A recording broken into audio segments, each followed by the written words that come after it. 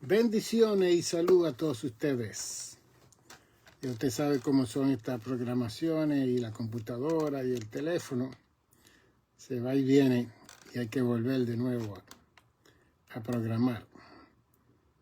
Pero él habla su pastor y doctor Nicanor González, representando nuestra incorporación, The Good Samaritan Center Monastery Church. Salomón dijo en Eclesiastés 1, verso 10. Y él comienza con esta pregunta: ¿hay algo de qué se puede decir? He aquí, esto es nuevo. Ya fue en los siglos que nos han precedido. Y después él dice: no hay memoria de lo que precedió, ni tampoco de lo que sucederá. Habrá memoria en los que serán después. Como licenciado psicoterapeuta del estado de Nueva York, cuando yo evalúo esta expresión de Salomón en Eclesiastés, el predicador, yo puedo definir que Salomón tenía un problema existencial. Y que este problema existencial tenía que ver con todo lo que él había hecho, y después de haber hecho lo que había hecho, entró en un proceso de evaluación. Y entonces él se sienta para hablar de esto. Por ejemplo, Cantar de los Cantares fue un libro que él escribió en su juventud.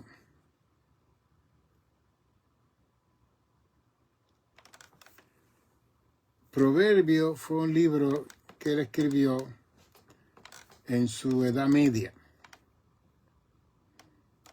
que vienen siendo algunos 40 años, cuando él estaba en su crisis de la edad media. Mientras que Eclesiastés se escribió en un tiempo de su adulto, de estar más mayor en su edad. Porque Eclesiastés representa la finalidad de la vida del gran sabio Salomón 3000 años atrás. Y aquí vemos el problema existencial que hubo en la vida de este gran sabio. Y él comienza a cuestionar todo. ¿Bien? En Cantar de los Cantares lo vemos detrás de la Sulamita, como joven al fin, tratando de conquistar a esta morenita. En Proverbio lo vemos ya en la Edad Media dando consejos a todo el mundo. Tremendo consejo, tremendo proverbio. Pero en Eclesiastés, ya en su edad mayor, él comienza a concientizar la experiencia de la juventud de Cantar de los Cantares y la experiencia de Proverbio en su edad media, y ahora en su edad adulta mayor comienza a hablar. ¿Qué provecho tiene el hombre de todo su trabajo con que se afana debajo del sol? Es una pregunta que él hace en Eclesiastés 1:3. Cuando Cristo vino a la tierra, en Mateo 6:34, Jesús dijo: no os afanéis por el día de mañana, porque el día de mañana traerá su propio afán. Ese es el Evangelio. Y Jesús dijo: basta cada día su propio mal. Entonces, él establece que cada día que nosotros vivimos en esta tierra tiene su propio mal. y que cada uno de nosotros participamos de ese mal que tiene cada día. Y que la amonestación de Jesús es que está en nosotros determinar si vamos a participar de ese mal a través del afán.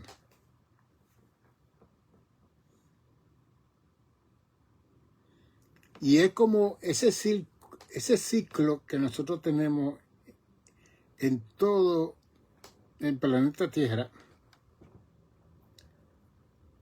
que tal parece que no aprendemos, no captamos, no queremos hacer los cambios que necesitamos y seguimos en ese proceso de afán.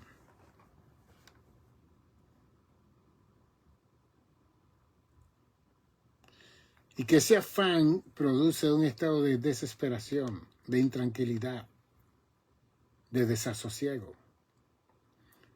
Entonces, cuando uno está en esos estados, le va a faltar el sueño, le va a venir el insomnio, la pesadilla, los malos pensamientos,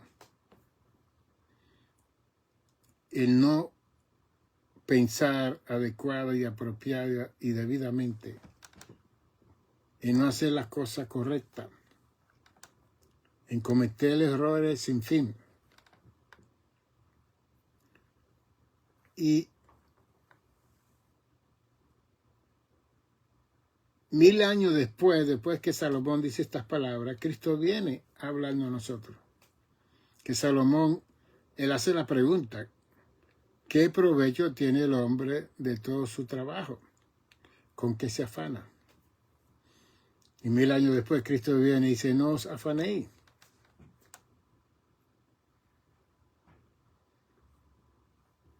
Por el día de mañana. ¿Cómo interpretar eso en el Evangelio en nuestros días de tanto afán que existe y hay desde que uno nace, especialmente en esta generación?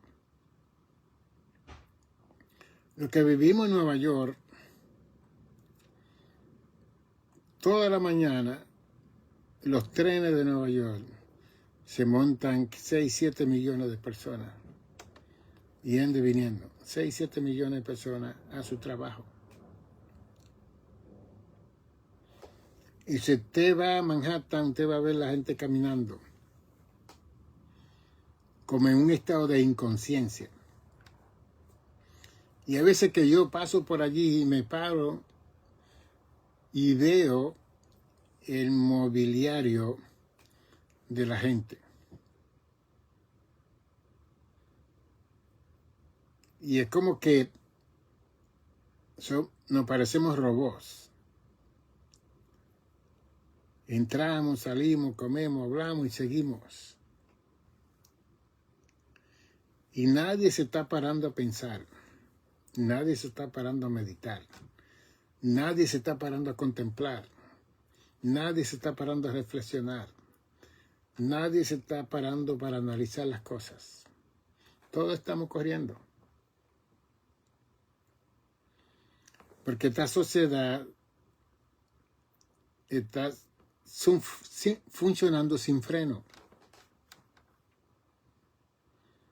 Y todo el que entra en ese caminar también va a seguir caminando sin freno. Y como que todos seguimos el mismo camino que sigue todo el mundo.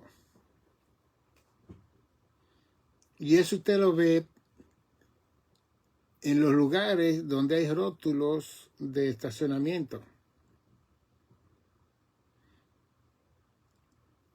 Y 20 carros ven que se pueden estacionar en una calle, y viene el 21 y se estaciona, y viene el 22 y se estaciona.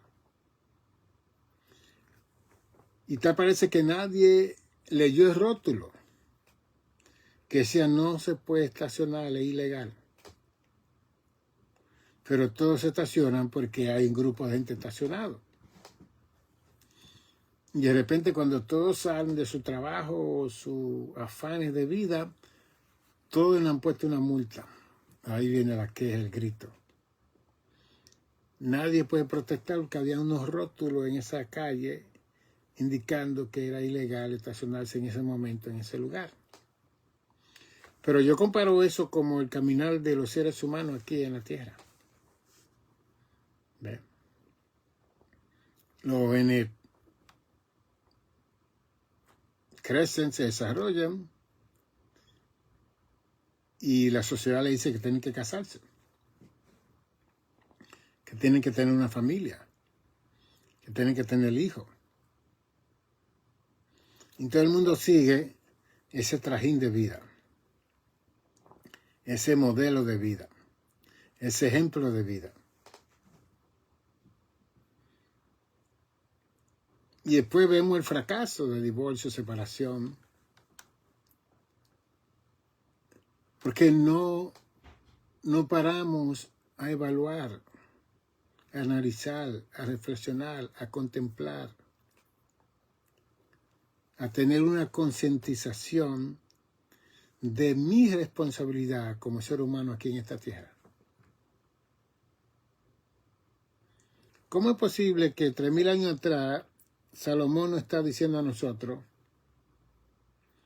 que qué provecho tiene el hombre de todo su trabajo con que se afana debajo del sol? Él hace esa pregunta, ¿qué provecho? Pero él hace esa pregunta después que él está mayor, que ya tiene su edad avanzada y que está en este libro de Eclesiastés en una reflexión profunda, existencial de lo que es la vida. Después en el verso 10, aparte de 9, él dice hay algo nuevo que se puede hacer.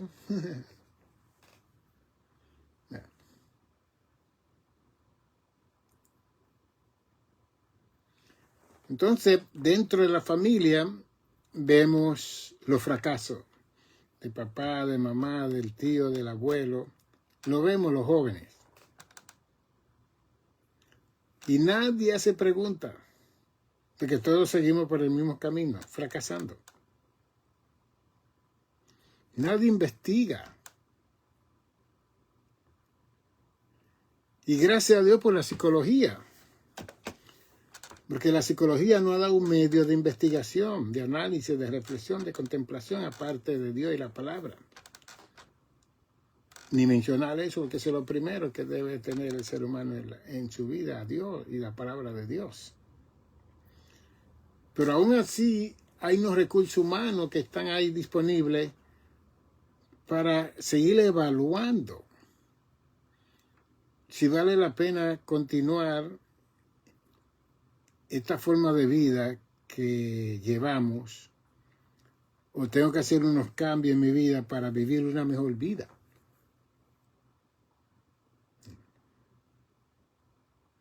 Seguro que es provechoso el hombre trabajar, la mujer trabajar.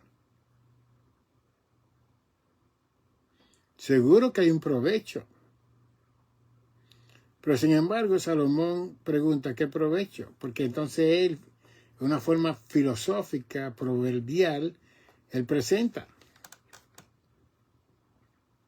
un hombre o una mujer que decide trabajar toda su vida, no toma unas vacaciones, no reposa, no descansa, guardando y se muere. Entonces Salomón presenta en los proverbios, en Eclesiastés, entonces viene aquel que no trabajó, no se afanó a disfrutar de todo el sacrificio que hizo ese familiar. Entonces, por eso él pregunta, ¿qué provecho tiene el hombre de todo su trabajo con que se afana debajo del sol? Entonces, Cristo viene en Mateo 6:34, no os afanéis por el día de mañana. Si nosotros miramos el contexto histórico del tiempo de Cristo, y después oímos a Jesús hablar esas palabras, es un poco confuso y complicado.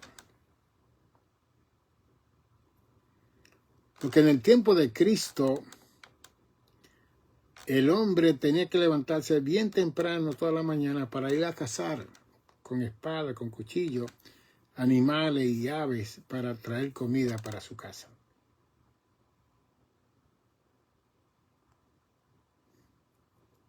Y se había mercado en las calles, eran de los productos de siembra que tenían los campesinos y otras personas que lo traían a la ciudad. Pero usted no puede figurar que había esa clase de mercado que nosotros, el supermercado que nosotros tenemos hoy en día. Que entramos y salimos con una compra que nos va a durar 2 o 3 semanas o un mes. En el tiempo de Cristo, los hombres andaban con espada, con cuchillo. Porque esa arma eran usadas para matar animales salvajes que estaban. En el tiempo de Cristo, Israel, Jerusalén, Cesarea, todas esas ciudades, Galilea, eran montes. No es como está hoy en día, tan hermosa y maravillosa, porque yo estoy allá.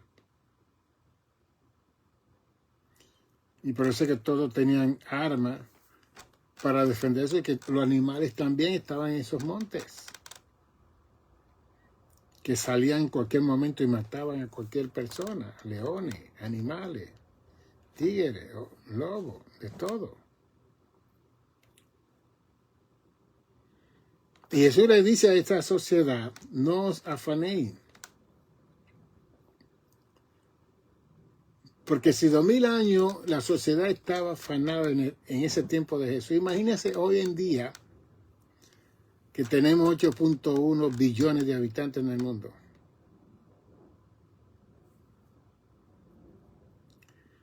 Y que el 95% de la población de esos 8.1 billones de habitantes vive en área metropolitana. El 95%. Y el 5% vive en áreas rurales y en los suburbios. El 95% de la sociedad del mundo vive en áreas urbanas como Nueva York, San Francisco, Nuevo México, todas las ciudades, porque las ciudades grandes tienen todas las facilidades y comodidades, a diferencia de los campos, la parte rural de las naciones del mundo. Usted ve una casa aquí y tiene que caminar 20 millas para ver otra casa. Entonces, toda la población del mundo se ha volcado a vivir en la ciudades metropolitanas, porque está la facilidad de todo, el transporte, el agua potable, todas las cosas. Pero que a la misma vez tienen que afanarse todo el mundo para poder competir en esa ciudad. Pero sé que hay una diferencia entre la vida del campo, que es más tranquila, más de paz, más armoniosa con la naturaleza, que la vida de concreto en la área urbana. Entonces, el afán también tiene que ver, precisamente si usted vive en una área de suburbio, que hay casas no tan cerca, pero que hay más tranquilidad. Igualmente, la de los campos, la urbana es que está todo el mundo, toda clase de personas. Entonces, el afán se tiene que diferenciar entre esas 3 áreas que habita en el mundo. La rural, que es el campo, los suburbios, que son las casitas que están distantes, y la urbana, que están todos los edificios encima del uno al otro. Y he visto documentarios de la China donde hay una ciudad que viven cientos de miles de gente, cientos de miles en un edificio. Esa es la ciudad. También en Alaska hay un edificio que es la ciudad entera. Tiene hospitales, restaurantes, tiene iglesias, tiene todo. Un edificio que hay en Alaska en el medio del frío. Ahí vive todo el mundo. Está todo. Ellos no salen de ahí. Todos están ahí todo el tiempo.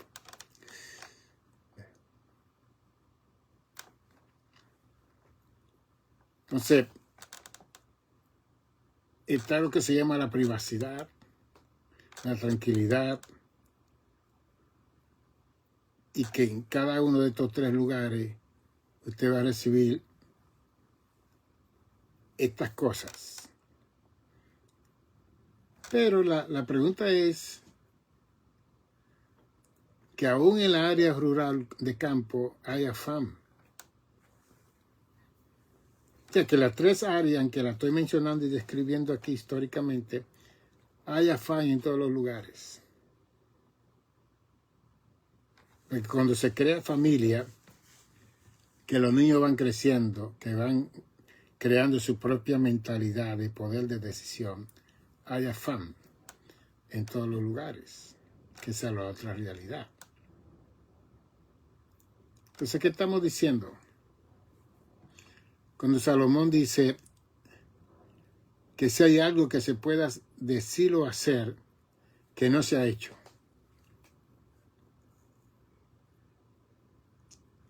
Lo que yo estoy haciendo no es algo nuevo. Ya otro lo hizo en otros tiempos. Simplemente que estamos siguiendo el patrón de nuestro antepasado. Posiblemente con un conocimiento diferente, porque las cosas hoy en día están más avanzadas. Eso sí podemos decir, ¿no? Que si hacemos lo mismo hoy en día y anteriormente se había hecho, si la persona que lo hace hoy en día estudia, se prepara, de seguro que va a haber una apertura de iluminación, de conocimiento aún más mayor por causa de los descubrimientos de conocimiento que hay hoy en día. ¿Ve? Cuando comparamos la iglesia primitiva que Cristo fundamentó en el primer siglo y la iglesia de hoy en día, hay una gran diferencia. Primero, no había luz. Segundo, no había los baños modernos que nosotros tenemos hoy en día. Habían letrinas.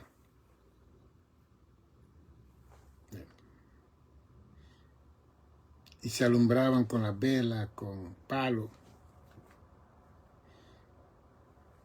Ya cuando llegaba la noche, eso era peligroso. La gente tenía que estar en su casa. La mayoría de las mujeres no trabajaban. Los hombres eran que trabajaban. Y había un día que todo el mundo estaba en la casa de oración, que era una vez en semana. Pero durante la semana todo el mundo estaba trabajando. La iglesia primitiva duró hasta el tercer, cuarto capítulo de los Hechos, yendo a la sinagoga porque se lo permitían, porque eran judíos ellos. Hasta que el cojo del templo de la Hermosa comenzó a saltar y a brincar y a presentar un culto que no representaba el judaísmo, porque fue un escándalo. Entonces dijeron a ellos que tenían que salir fuera. Y después viene el Sanedrín, que se reúne, que eran los 70 ancianos, y decidieron perseguir a la iglesia primitiva de ese primer siglo. Pero Cristo habló en el capítulo 24 de la persecución de lo que iba a venir. Y eso le vino a la iglesia judía. Pero cuando nosotros leemos la historia de esta iglesia, nosotros no podemos traducirla y contextualizarla a la situación que nosotros tenemos hoy en día. Allá se cantaba mucho a capela, no había instrumento. Hoy en día, ¿Qué no tenemos nosotros de instrumentos de toda la clase? Tenemos hasta pianos que tocan solo con un botón que usted le da. Grabación, luz, músicos de todas las clases.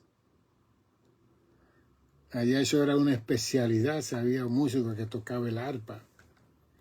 ¿Y quién de esos pobres iba a tener un arca sino David, que era el rey, un muchacho que se crió tocando el arpa y fue un muchacho pudiente? Siempre. ¿Ve? Entonces, cuando tratamos de contextualizar el evento del primer siglo y la iglesia primitiva y el evangelio que ellos tenían que llevar a cabo y alcanzar su comunidad, es muy diferente a la situación que nosotros estamos viviendo hoy en día, especialmente en Estados Unidos de América, donde convergen todas las naciones del mundo. Y aún así hemos tenido problemas con situaciones de nacionalidad de la gente. Usted está en Nicaragua, pues usted le ministra a los nicaragüenses. Y para incluir a todos los países de Centroamérica, digo, entonces todos los países de Centroamérica tienen una etnicidad, una cultura, una idiosincrasia, que toda la gente que vive allá se le hace fácil comunicar el evangelio a esta persona sin ofender a nadie, porque ya uno sabe cómo dirigirse, porque uno conoce el vernáculo, el lenguaje y la cultura que se tiene en ese lugar. Igualmente Suramérica por igual. Igualmente el Caribe. Los caribeños también tenemos nuestra cultura, nuestro lenguaje, nuestra forma, y también las comidas. Que cuando uno está dentro de una etnicidad que uno pertenece, es más fácil el camino. A diferencia cuando los judíos en el primer siglo huyendo llegan a Roma. Roma era un Nueva York. Todas las naciones de ese entonces, de esos 3 continentes de aquel entonces, corrían a Roma. Porque Roma estaba la leche y el vino. Y era una ciudad que permitían a todo el mundo, por eso fue que creció en esa capacidad este imperio romano. Esta ciudad llegó a tener 1 millón de población en el primer siglo y más de 17,000 edificios en esta ciudad de Roma. Además, el proceso de conquista que tenían los emperadores, porque entonces cuando ellos conquistaban, los lugares que ellos conquistaban automáticamente, la gente que nacían ahí se convertían en ciudadanos romanos. Entonces cuando ellos tenían su crisis, se iban para Roma, como ha ocurrido aquí en Nueva York, en los Estados Unidos. De Sur y Centroamérica han tenido sus crisis en sus países con el sistema de gobierno. ¿Y qué han hecho? Se han refugiado aquí en América, porque América es el Roma de 2000 años atrás, donde todos eran invitados a participar de la gloria que tenía Roma. Que Roma era el imperio que estaba conquistando, gracias a Dios. Que Estados Unidos no tiene esa agenda de estar conquistando a las naciones y haciendo súbditos y poner, porque entonces todas estas naciones le pagaban tasas, tributos a Roma.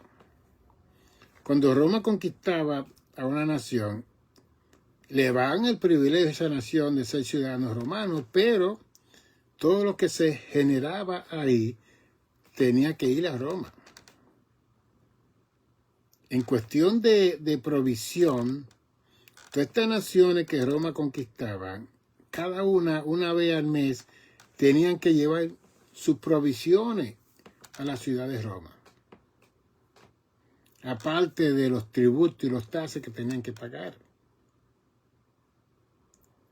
¿Ve? Se le daba el privilegio de ser ciudadano, pero había un precio muy grande que pagar. Y por eso es que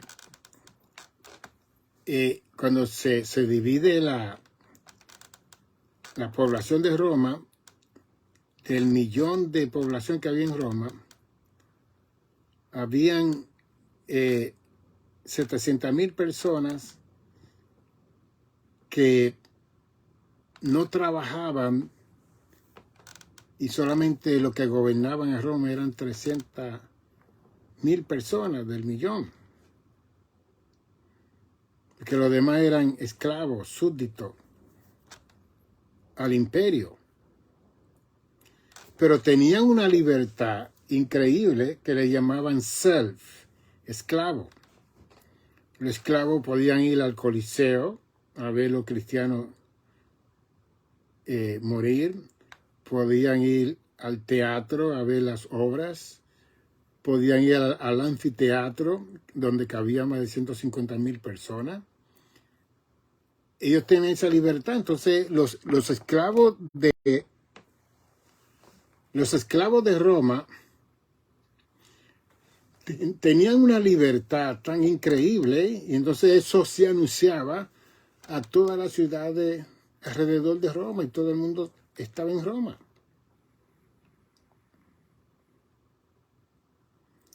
Ahora imagínense el afán de vida que había en Roma, y que tampoco había afán porque había un dinero que se le daba a los esclavos para mantenerlo. Era 400 años antes de Cristo se estableció un sistema que se llamaba pentecostal. Y este sistema pentecostal que se estableció en Roma 400 años antes de Cristo estar aquí en la tierra, era un sistema de welfare, de ayuda social, que es bien interesante la historia, ¿no? Y por eso que entonces las personas que estaban en su crisis en su país se iban a Roma, porque ahí le iban a dar provisión. Que eso también ocurrió cuando Constantino estableció a Constantinopla, que hoy en día es la ciudad de Estambul, en Turquía. En el año 500 y más se estableció que todas las personas que vivían en Turquía, en Constantinopla, eran cristianos. Y cuando los islámicos conquistaron a esta ciudad, para el año 600 y más, los islámicos establecieron que la gente que vivía en Constantinopla, si se convertían a Islam, no tenían que pagar tributo y tasa de las casas que tenían. Imagínense, todo el mundo se convirtió. Ay, qué interesante conocer la historia, porque hay muchas cosas que la gente habla y no entienden por qué sucedieron las cosas que sucedieron en aquel entonces.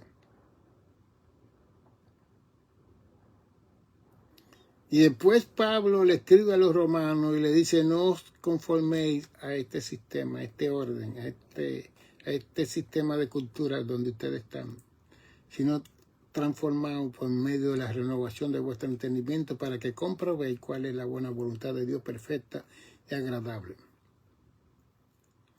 ¿Cómo uno puede, en medio de una situación así, tener un tiempo de reflexión, de meditación, de contemplación, de análisis con Dios, para uno conocer la voluntad de Dios perfecta y agradable para mi vida en particular?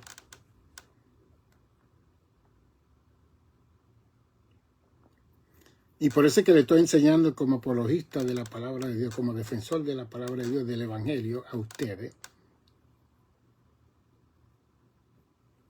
que cada uno de nosotros tiene que buscar su definición de voluntad de Dios personal en su vida. Y que esto no se va a encontrar en grupo.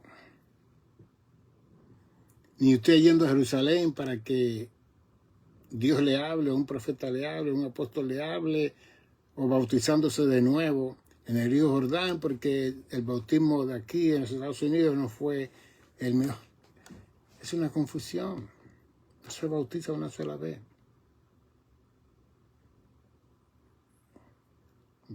Pero el afán, el uno verse en la televisión, el tirarse una foto que rompe los principios bíblicos, eso no va con la palabra de Dios. Usted tiene que haber definido.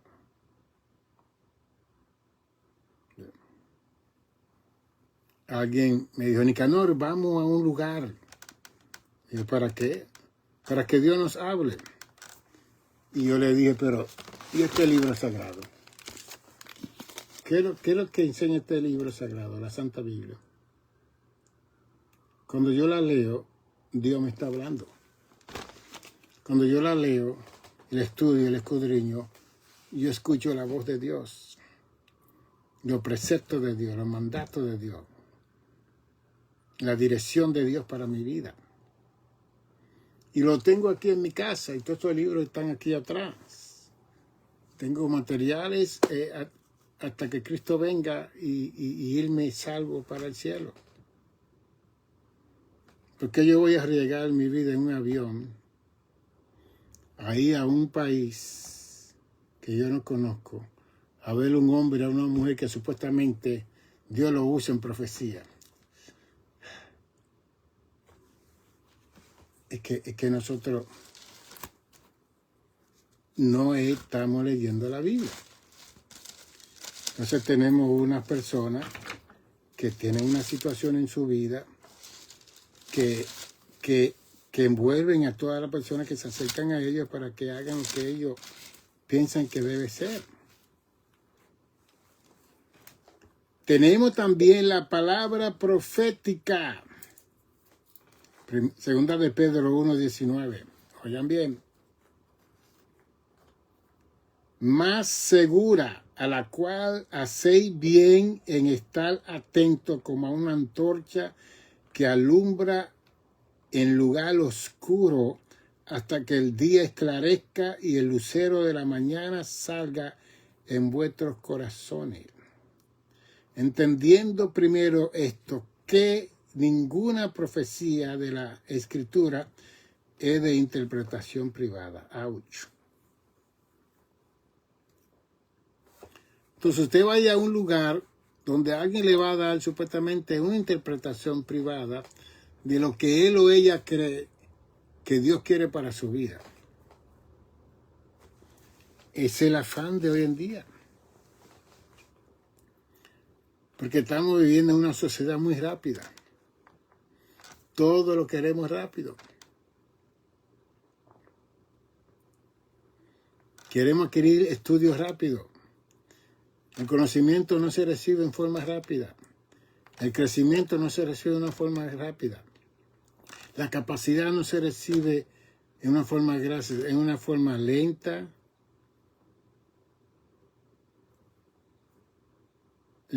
gradual, progresiva y evolutiva. Esas 4 palabras. Yo me siento delante de usted de hablar sin bosquejo y sin nada, porque mi mente está llena de conocimiento. Pero ese conocimiento yo no lo recibí ayer. Es a través de una vida de consagración, de dedicación, de estudio, de preparación. Y todavía sigo estudiando y leyendo y escribiendo. Tengo 11 libros escritos. Y hay otro libro de 400 páginas que tengo en la computadora. Escrito en todo este tiempo que he estado aquí en casa. Tranquilo, en paz.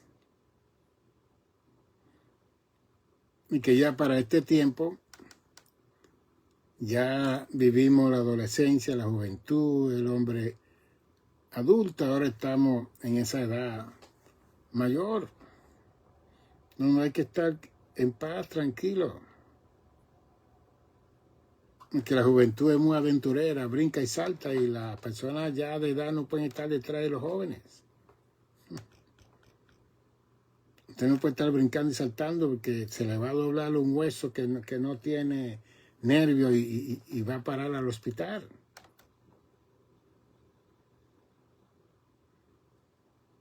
Y usted tiene que conocer sus límites, sus capacidades, su cambio de vida. Yo tengo una conferencia de las 100 y pico que he grabado, que hablo, conociendo la psicodinámica de los cambios de la vida adulta, de que comenzamos de cero hasta llegar al anciano. Hay unos cambios físicos, emocionales, psicológicos, espirituales, económicos. Si estamos casados, hay cambios en las relaciones matrimoniales, de la relación y las relaciones. Todo no sigue igual. Entonces, el afán que presenta Salomón del mucho trabajo, el afán que presenta Cristo de no estar tan afanado, porque cada día tiene su propio mal, tiene que ver con eso. ¿Ve? Cuando usted se ha sentado con usted misma, con usted mismo, usted, y se ha mirado al espejo a hablar con usted, eso se llama silogismo. Eso lo hizo David en el Salmo 42. ¿Por qué te abates, oh alma mía? ¿Por qué te turba dentro de mí? Espera en Dios. David, haciendo un silogismo con él mismo, hablándose a él mismo. Y evaluarse uno y pensar, ¿a dónde yo voy? ¿Cuáles son mis metas en estos últimos años de vida? El Salmo 90, que la vida de ser humano, Salmo 90, 10, que la vida de nosotros son 70 y los más robustos son 80. ¿Cuántos años usted tiene? ¿Qué está pensando? Y hay personas que están en esa edad y tienen una fantasía y una ilusión en ministerial, que eso es increíble. Es increíble. En vez de pasarle ese ministerio a la próxima generación, darle ese conocimiento, esa capacidad a otra persona, no queremos seguir, pues no morimos, entonces no morimos. Yo tenía un paciente por muchos años que él me seguía en el colegio, en el instituto, y después él tomaba, un hombre ya mayor de edad, tomaba su terapia conmigo todos los meses. Y él tenía una corporación y él tenía una visión de crear un centro de rehabilitación. Y yo le decía a él, habla con un joven de la iglesia que ame ese ministerio y entrégale esa institución, esa incorporación. Yo le decía siempre, no, pero él estaba empeñado que él lo iba a hacer. Después me quería envolver a mí, yo siendo pastor, psicólogo y de todo. Usted va a ser presidente. Yo no le decía nada, estaba callado. Y el hombre enfermo todo el tiempo, en toda la forma. Pero tenía esa ilusión de que él tenía que lograr eso. Y se murió. Bien. Entonces, cuando evaluamos en el Evangelio el afán que Cristo presenta, es que uno tiene que conocer sus límites, su edad, su tiempo, su fuerza, su fortaleza.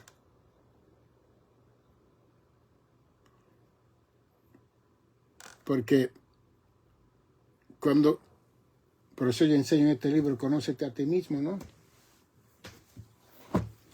Conócete a ti mismo físicamente, emocionalmente y espiritualmente. Compra este libro, mándelo a buscar, llámeme. Se lo enviamos, usted manda su ofrenda y le ayudamos. Conócete a ti mismo físicamente en tu cuerpo, emocionalmente con tu alma y espiritualmente con tu espíritu. Y que muchas veces la falta de conocimiento que la persona tiene de sí mismo es lo que lo hace estar afanado.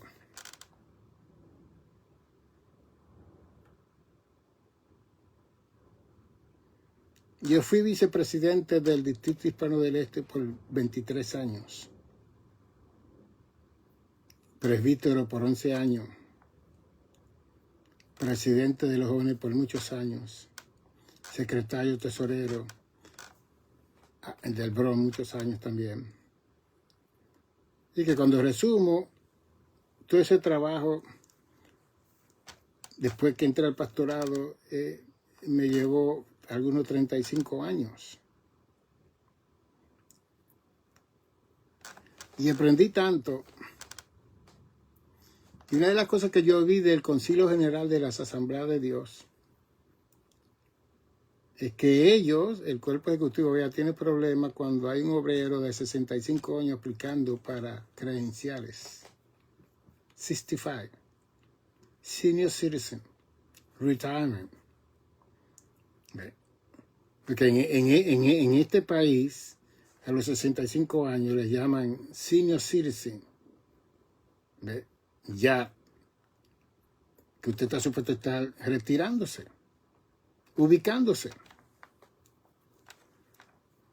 Entonces ellos siempre nos hablaban al cuerpo ejecutivo y cuestionaban qué es lo que quería esa persona después de los 65 años. Y muchas veces la recomendación, porque yo experimenté eso con la información que daba el secretario tesorero, que ellos nos decían a nosotros, mejor denle una credencial local de ustedes para que se anime. Porque la mentalidad es que ya no llega a los 65 años y los trabajos también quieren, las escuelas quieren que usted se retire. Y esa mentalidad es americana, eso está en el Concilio General por igual. Y tenemos personas que tienen esa ilusión de llegar.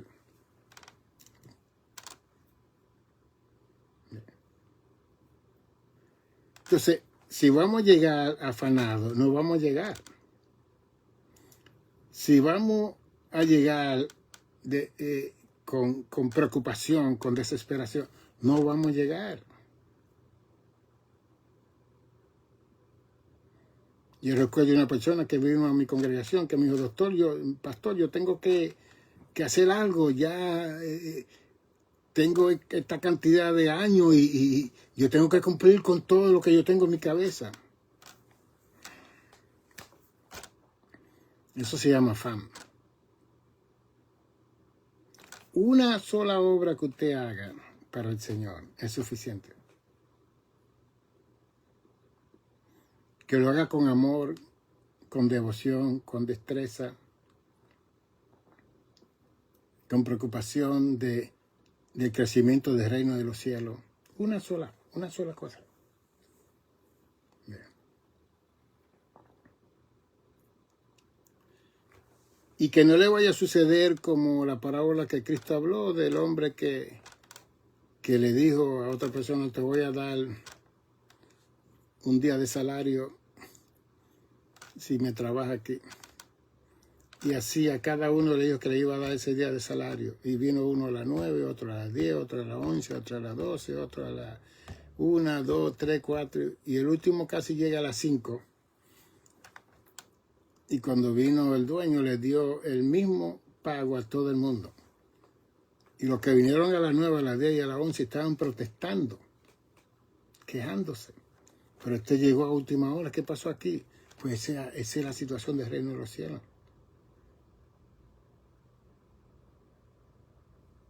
Los últimos serán primeros y los primeros serán últimos.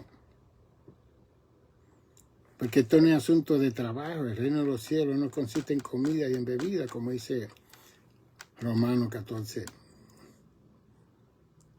17. Sino en gozo, justicia. Esto no es lo mucho que usted haga por el Señor. Es la calidad de lo que usted hace, cuidándose usted como templo del Espíritu Santo, cuidando su familia, cuidándose, su salud.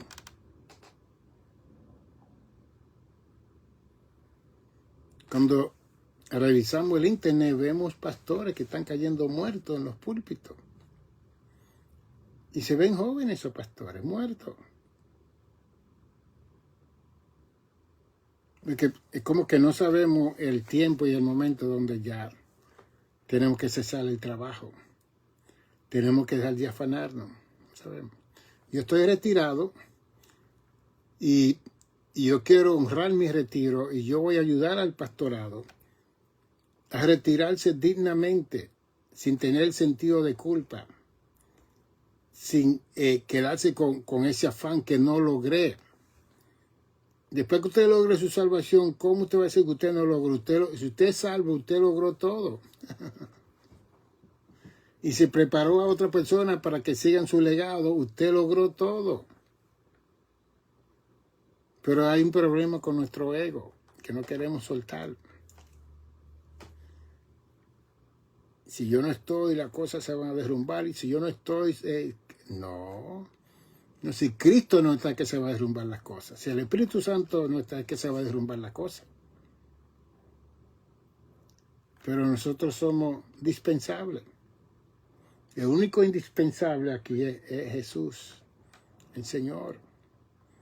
Dios nos usa por un tiempo y después nos saca y viene otro y viene el otro, y Dios usa a quien Él tiene que usar para que nosotros preservemos nuestra vida y no estemos tan afanados.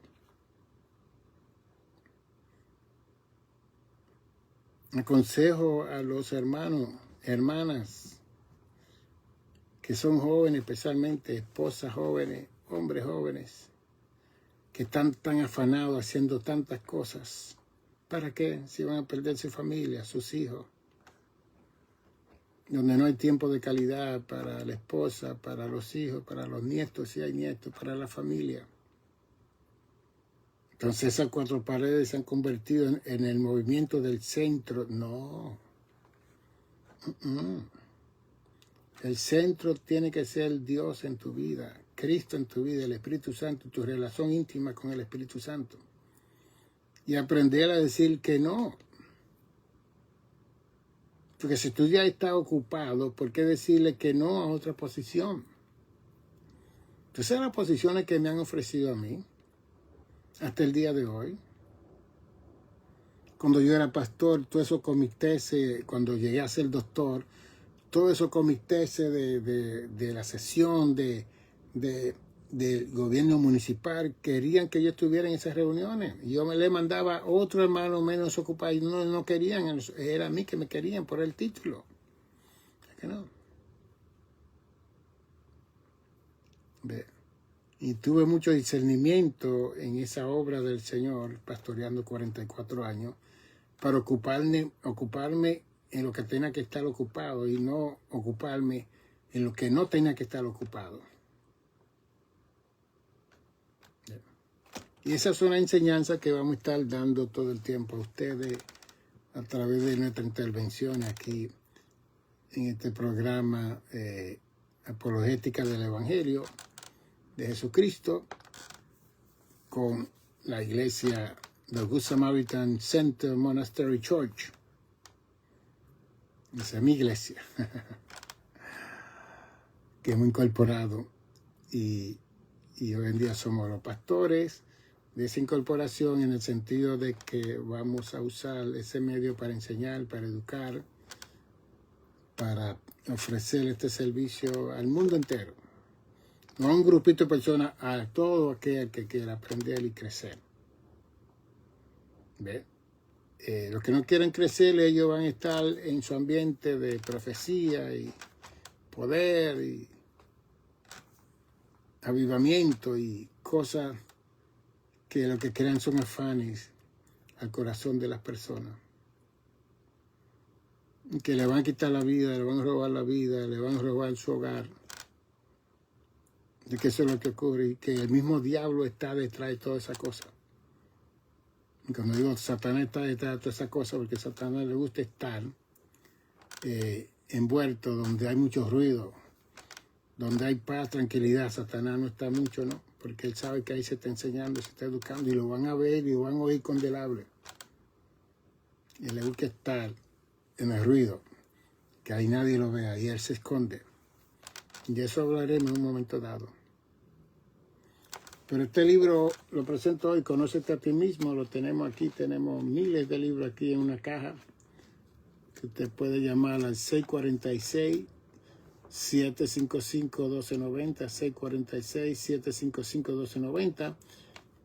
Y quizás si lee este libro, que tiene, ¿cuántas páginas tiene? Este libro tiene casi 300 páginas, 293 páginas. Fácil de leer. Y aquí yo presento cómo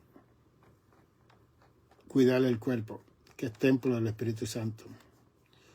Cómo cuidar las emociones, donde se asientan en el alma esas emociones de nosotros. Cómo cuidar eso. Cómo cuidar ese espíritu que Dios nos ha dado para que no se contriste, como dice Efesios 4:30, no contriste al Espíritu Santo de Dios, el cual fue dado para el día de la redención. ¿Ve? Y si los grandes filósofos del siglo III antes de Cristo tuvieron tanto éxito en su presentación filosófica al mundo, fue que donde quiera ellos estaban hablando de conocerse a uno mismo.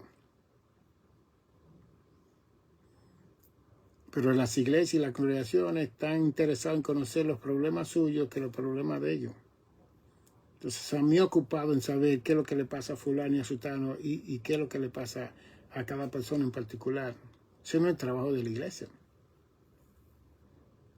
El trabajo de la iglesia es alcanzar la comunidad y olvidarnos de nuestras situaciones y de nuestros afanes, y que la iglesia pueda crecer con la evangelización del discipulado a toda la comunidad y donde quiera que la iglesia esté.